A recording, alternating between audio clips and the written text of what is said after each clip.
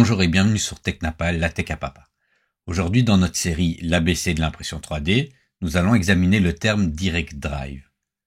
Dans le monde de l'impression 3D, et en particulier pour les imprimantes à dépôt de filaments, il existe principalement deux méthodes de l'entraînement de l'extrudeur, le système d'extrusion entraînement Bowden et le système d'extrusion entraînement direct ou Direct Drive. Cette méthode implique que le moteur de l'extrudeur soit monté directement sur la tête d'impression de l'imprimante sans aucune distance ou engrenage supplémentaire. Le principal avantage du Direct Drive est qu'il permet une alimentation plus précise du filament pendant l'impression. Comme l'extrudeur est monté directement sur la tête d'impression, il peut fournir une force plus constante sur le filament. Cela est particulièrement important pour les objets qui nécessitent des détails précis ou des matériaux difficiles à imprimer. Cela limite naturellement les problèmes d'impression 3D liés à l'extrusion. De même que pour la rétractation du filament, comme le moteur est directement dans la tête d'impression et au plus près du bloc de chauffe, cela permet d'optimiser ce paramètre.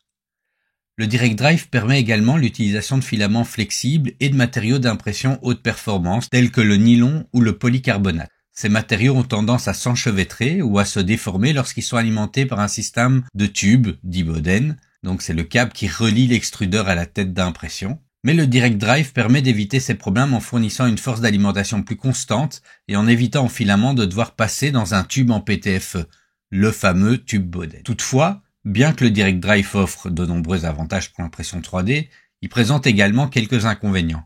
Tout d'abord, le Direct Drive peut limiter la vitesse d'impression de l'imprimante. Comme l'extrudeur est plus lourd et nécessite plus de force pour se déplacer, il peut réduire la vitesse à laquelle l'imprimante peut fonctionner.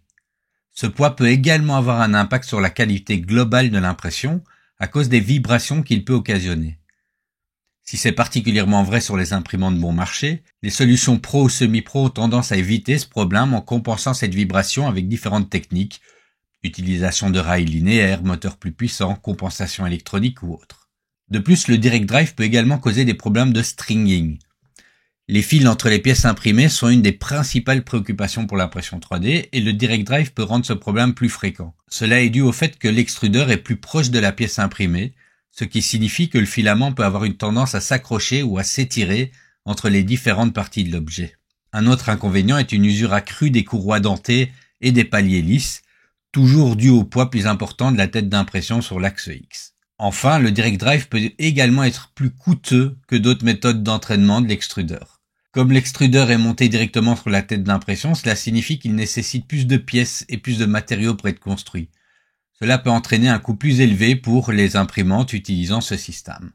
Alors, en conclusion, quelle méthode d'entraînement utiliser ? Si votre priorité absolue est une impression rapide et précise, avec des matériaux de base tels que du PLA, l'extrusion Bowden sera plus adéquate. Toutefois, si vous êtes intéressé par utiliser des filaments flexibles, polyvalents ou abrasifs, que la structure ou le châssis de votre imprimante est bien solide, par exemple qu'il y a des rails linéaires ou une architecture de type Core XY, alors un système d'extrusion par entraînement est probablement ce qu'il vous faut. Voilà, c'est déjà fini pour cette petite vidéo. N'hésitez pas à partager, liker, vous abonner et commenter si cette vidéo vous a plu et je vous dis à la prochaine.